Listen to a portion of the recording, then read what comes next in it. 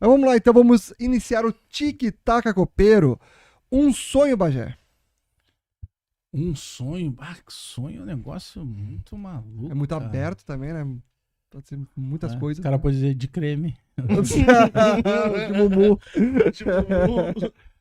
Um sonho, cara. Sei lá, vamos fazer. Cara, poder viajar uma vez por ano pra algum lugar que eu não conheço. Eu ia dizer uma Porsche, mas acho que Também é da hora. Olha, pelo que eu sei, se tu voltar pro YouTube, isso vai acontecer. Segundo o Baldaço. Vai a Porsche acontecer. vem. A Porsche vem. Tem que pegar essa receita. Um arrependimento. Cara. Eu não sou de me arrepender de nada, cara. Acho que tu tem que fazer, tu faz. Arrependimento, cara. Eu acho que ter optado pelo jornalismo esportivo tão tarde. Eu iria mais cedo, faria isso mais cedo. Fiz com 24 para 25. Defina sucesso.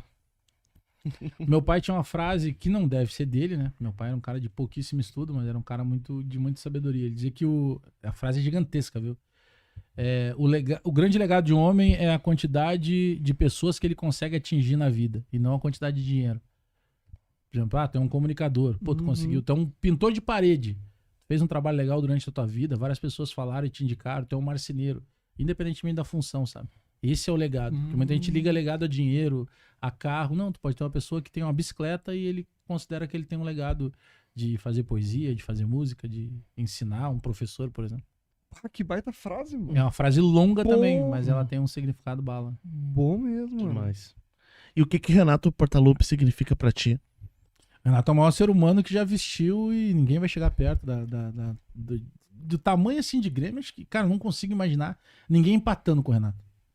Porque pra empatar com o Renato, tu tem que ganhar Libertadores como jogador e como treinador, tu tem que ganhar Mundial fazendo 2 gols, e ele teve a possibilidade ainda de ganhar Mundial como treinador, né? Contra o Real Madrid.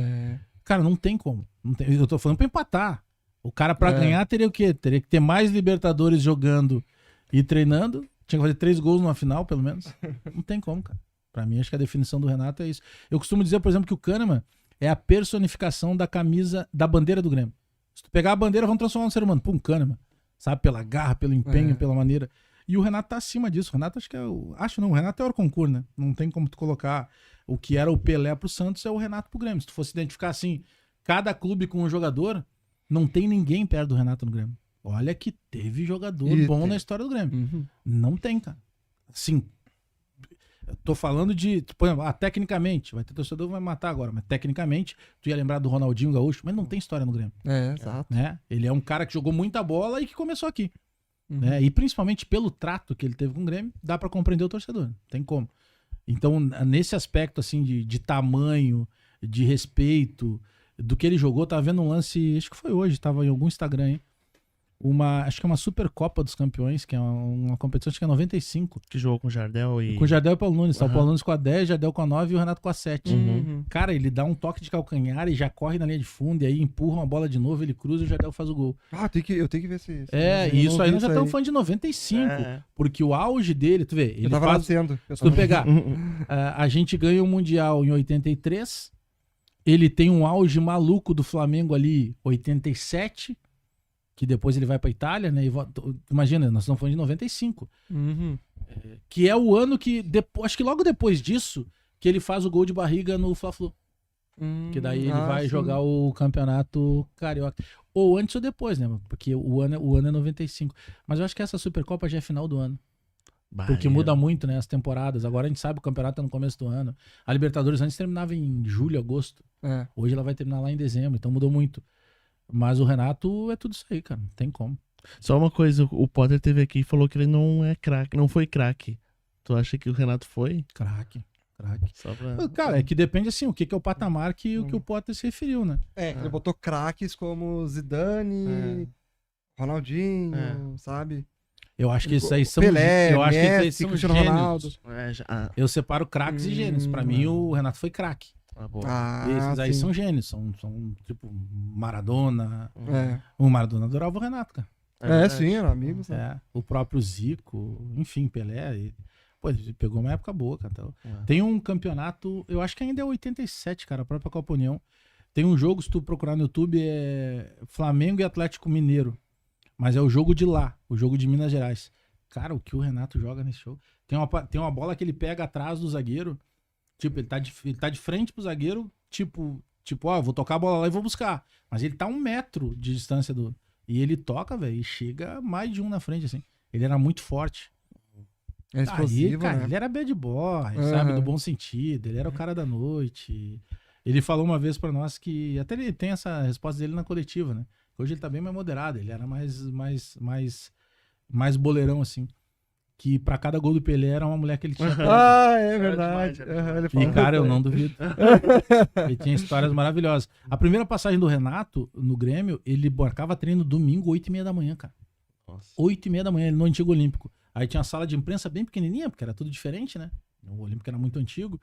E ele, então, várias vezes, cara, ele chegava ali e ficava de resenha. E aí a gente começava, né? Domingo de manhã, tinha ninguém ali, a gente tomando chimarrão. Aí perguntava, e aquela história na ponte Rio-Niterói? E aquela modelo... Cara, ele contava histórias. Você assim, pegou a Xuxa?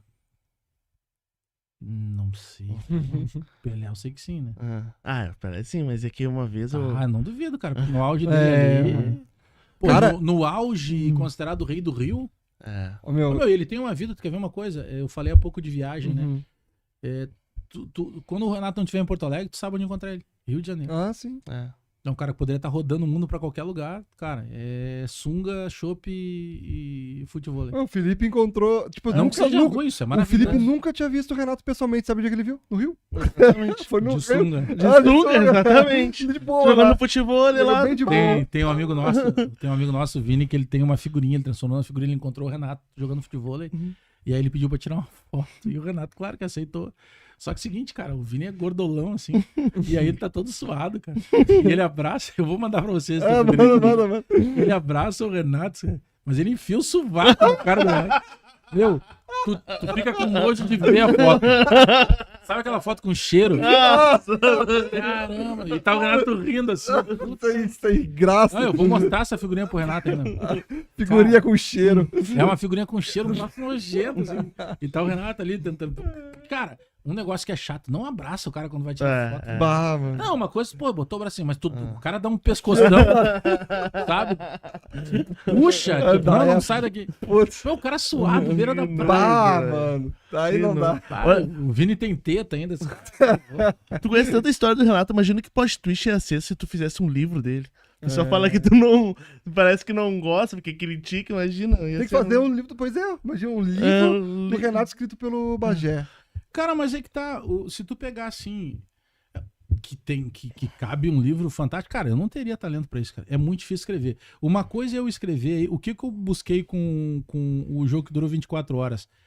Foi um ano tão complicado e teve tanta cagada feita. A minha ideia, o livro não tem escalação, eu trago detalhes, títulos e detalhes, porque daí tu tem uma memória que tu lembra assim, eu não lembrava que era contra o Criciúma a entrevista da língua presa do Denis.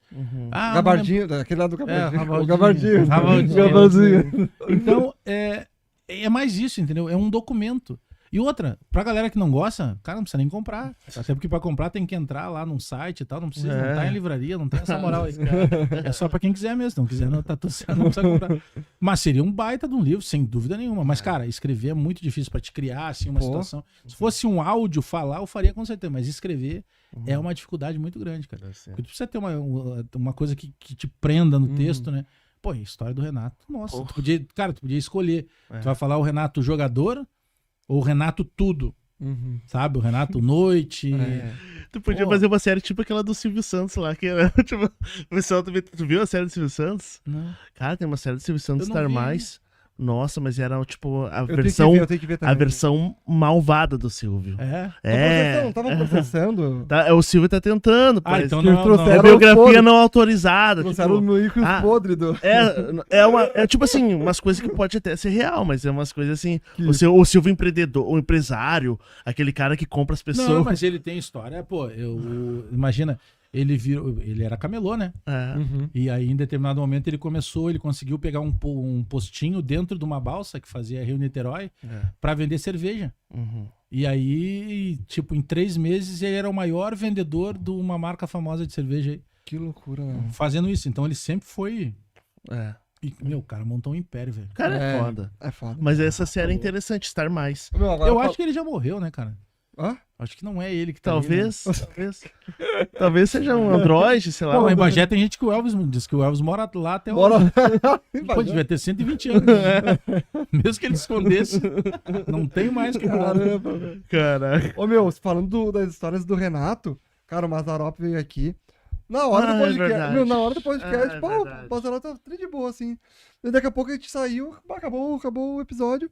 E o Mazzaropi começou a falar do Renato. Mano, não parou mais, velho. É. Começou, pá, não podia ter continuado o podcast aqui, porque Mas, ele ô, meu, foi uma isso- história em cima da outra do Renato que a gente fica. Não, vai ter que voltar aqui, Mazza. Que isso? É Ele que contou ainda umas é- coisas assim que eu. É umas coisas mais pesadas. É, não sei se pode todas as coisas ele pode Tem, contar. todo mundo tem alguma história mais picante do Renato. Não dá pra falar. Não dá pra falar tudo, né? Não dá pra falar. O Baidec disse que o Baidec pegava mais gente na noite. É mesmo. Segundo o Baidec, né? Ah, segundo vai. A gente não acredita muito, né? Tem que perguntar pro Renato. Não, porque não Ah, tinha. Renato, Cara, não vai. no auge não tinha. O cara que saísse com o Renato pegava rebote, né? Ah, é. Não tem. Cara, o Renato até bem pouco tempo aí, se tu pegar em viagens, a gente cansou de ver Metendo louco. gente do voo passando e largando telefone pra ele. Nossa. Como é que pode, né? Velho. É impressionante. O cara é um imã. Tripulantes ou não. É. Cara, é que são os ícones, né, É. cara? É. O Renato sempre teve essa fama, né, de ser o Uhum. cara da noite. tal, não O sei o quê. Garanhão. Pá. Rei do Rio, rei de Ipanema. O podcast da torcida, do Grêmio, da torcida do